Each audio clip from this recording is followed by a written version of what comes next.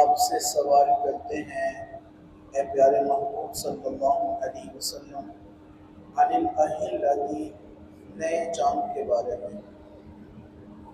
اس آیت مبارکہ کے دو شان نزول ہیں۔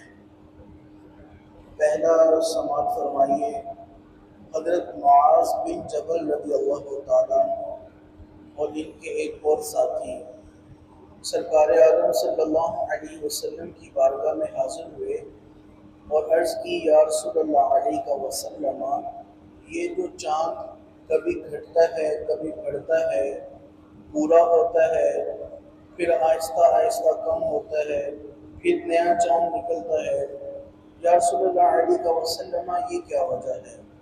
چاند کے گھٹنے بڑھنے کی وجہ کیا ہے؟ نبی پاک صلی اللہ علیہ وسلم سے جب یہ سوال ہوا تو یہ آیت مبارکہ اس وقت نازل ہوئی۔ فرمایا یسألونک، اے پیارے حبیب آپ سے سوال کرتے ہیں عن الاہلہ نئے چاند کے بارے میں۔ قل آپ فرما دیجئے، آپ کہہ دیجئے ہی مواقیت للناس والحج، یہ وقت کی علامتیں ہیں جو حج کے لیے اور دوسری بھلائیوں کے لیے اللہ رب العزت نے مقرر کی۔ پھر فرمایا وَلَيْسَ الْبِرُّ، اور نہیں ہے نیکی، بِأَنْ یہ کہ تَأْتُوا الْبُيُوتَ مِنْ ظُهُورِهَا، کہ تم اپنے گھروں سے پچھلی جانب دیواریں پھلانگ کر یا دیواریں توڑ کر آؤ۔ اب یہاں پر اس آیت مبارکہ کا ایک دوسرا شان نزول ہے۔ یہ زمانے جاہلیت میں یہ ایک رائج تھا لوگوں کے اندر کہ جب وہ حج کے لیے احرام باندھ لیتے تو وہ اس بات کو نیکی سمجھتے کہ جب گھر واپس پلٹیں تو وہ اپنے دروازے سے داخل نہ ہوں بلکہ اس گھر کی پچھلی دیوار کو توڑ کر یا دیوار کو پھلانگ کر داخل ہوں۔ یہ اس کو وہ نیکی سمجھتے تھے اپنی جانب سے۔ تو اللہ رب العزت نے فرمایا وَلَيْسَ الْبِرُّ، نہیں ہے نیکی، بِأَن تَأْتُوا الْبُيُوتَ مِنْ ظُهُورِهَا، کہ تم اپنے گھروں کی پچھلی دیواروں سے آؤ، وَلَكِنَّ الْبِرَّ، لیکن جو نیکی ہے مَنِ اتَّقَىٰ، وہ ہے پرہیزگاری، وہ ہے تقویٰ۔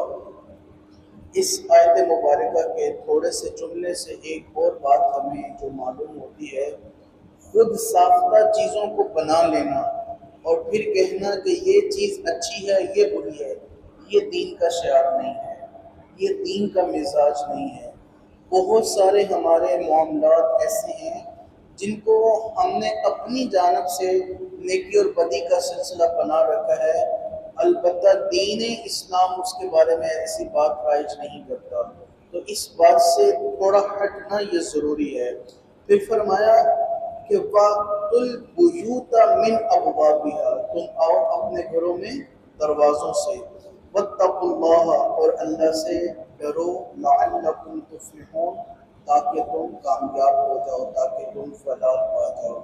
عزیزان گرامی قدر، اسی آیت مبارکہ کے تحت صاحب تفسیر بیان فرماتے ہیں کہ ایک طریقہ کار ہمارے اندر یہ بھی ہے کہ ہم کچھ جو چیزیں ہیں جو نفلی ہیں یا جو سنت مستحبہ کا درجہ رکھتی ہیں، ہم ان کو فرائض سے اوپر لے جاتے ہیں، گویا کہ ان میں بہت زیادہ ہم سختی کا مظاہرہ کرتے ہیں۔ صاحب تفسیر فرماتے ہیں یہ بھی بات درست نہیں ہے۔ فرض کیجئے کل خوانی کا اہتمام ہے، اب کل خوانی جو ہے یہ ایک سنت مستحبہ عمل ہے، اگر اللہ پاک نے استطاعت دے رکھی ہے تو آپ بلا جھجک خوب اہتمام کیجئے کل خوانی کا۔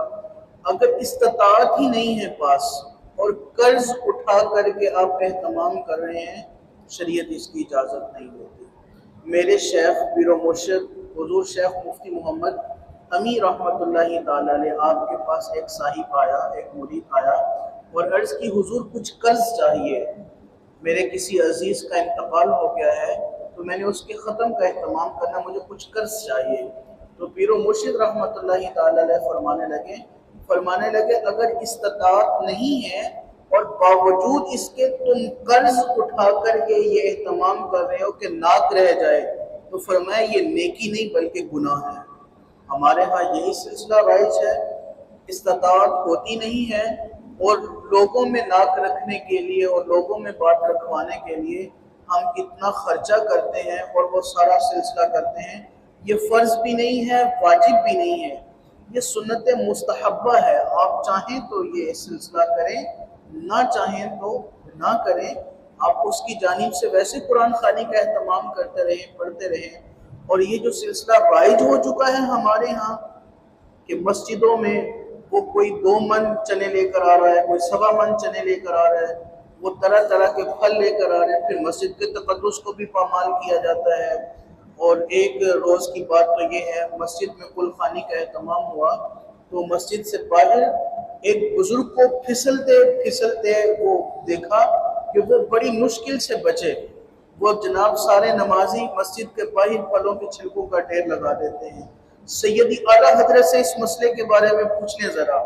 سیدی اعلیٰ حضرت فرماتے ہیں جو کل خوانی کے چنے کھاتا ہے، فرمایا اس کا دل سیاہ ہو جاتا ہے، اس کا دل سیاہ ہو جاتا ہے، اس کا دل کالا ہو جاتا ہے۔ اور یہاں پر تو لوگ جناب دھڑلے سے کھا رہے ہوتے ہیں، وہ اپنی سائڈوں والی جیبیں بھی بھر رہے ہیں، ہاتھ بھی بھر رہے ہیں، اور اگر کچھ موقع مناسبت ملے تو شاپر بھی لے آئیں گے اور شاپر بھی بھر کر کے لے جائیں گے۔ تو یہ میرے بھائی کوئی طریق نہیں ہے۔ یہ جو کل ہے، یہ جو چنے کھانے ہیں، یہ صرف ان لوگوں کے لیے ہیں جو مسافر ہیں، جو دور سے آئے ہوئے ہیں، جو طلباء ہیں، وہ یہ کھا سکتے ہیں۔ ہر عام بندے کو کھانے کی اجازت نہیں ہے۔ لوگ بیٹھ جاتے ہیں فوتکی والے گھر میں اور خوب جناب مرغے چرغے وہ کھا رہے ہوتے ہیں، تو یہ چیزیں درست نہیں ہیں۔ صاحب سیدی اعلیٰ حضرت عظیم البرکت رضی اللہ تعالیٰ عنہ نے فرمایا کہ جو فوتکی والے گھر سے ناجائز طور پر کھانا کھاتا ہے، جس کا پاس میں گھر ہے وہ جا کر کے کھانا کھا سکتا ہے، وہ پھر بھی جناب جنازے کے بعد چلا جائے گھر اور فوتکی والے گھر میں سے کھانا کھائے اور چنوں کی جیبیں بھر لے، سیدی اعلیٰ حضرت فرماتے ہیں اس کا دل سیاہ ہو جاتا ہے۔ تو اس بات سے بھی ہمیں تھوڑا بچنا، احتیاط کرنا ضروری ہے۔ تو ان چیزوں کو اگر کوئی فرض یا واجب سمجھ لیتا ہے تو یہ وہ دین کے برخلاف ہے، یا یہ سمجھ لیتا ہے کہ تیسرے دن ہی ختم دلانا سوئم کا یہ ضروری ہے، 40ویں دن ہی 40واں کروانا ضروری ہے، تو یہ بھی دین کے اندر تحریف ہے۔ آپ چاہیں آپ تیسرے دن ان کے لیے سال ثواب کی دعا کریں، چاہیں چوتھے دن کریں، چاہے 40ویں دن کریں، چاہے 41ویں دن کریں، تو اس میں کوئی قید و بند نہیں ہے۔ جب چاہیں ہم اپنے عزیز و اقربا کے لیے احسان ثواب کر سکتے ہیں، لیکن شریعت کے دائرے میں رہنا بہت ضروری ہے۔ نہ تو یہ فرض ہے، نہ یہ واجب ہے، یہ ایک سنت مستحبہ عمل ہے۔ اور قرض اٹھا کر اور ناک رکھنے کے لیے یہ کرنا، یہ بجائے اس کے کہ میں گمان کروں مجھے ثواب ملے گا، ثواب کی بجائے گناہ ہوگا۔ تو اللہ رب العزت کی بارگاہ میں دعا کرتے ہیں خالق کائنات ہمیں صحیح معنوں میں دین متین کو سیکھنے، سکھانے، سمجھنے، سمجھانے اور پھر اس پر عمل پیرا ہونے کی بھی توفیق عطا فرمائے۔ آمین بجاہ طہ و یاسین۔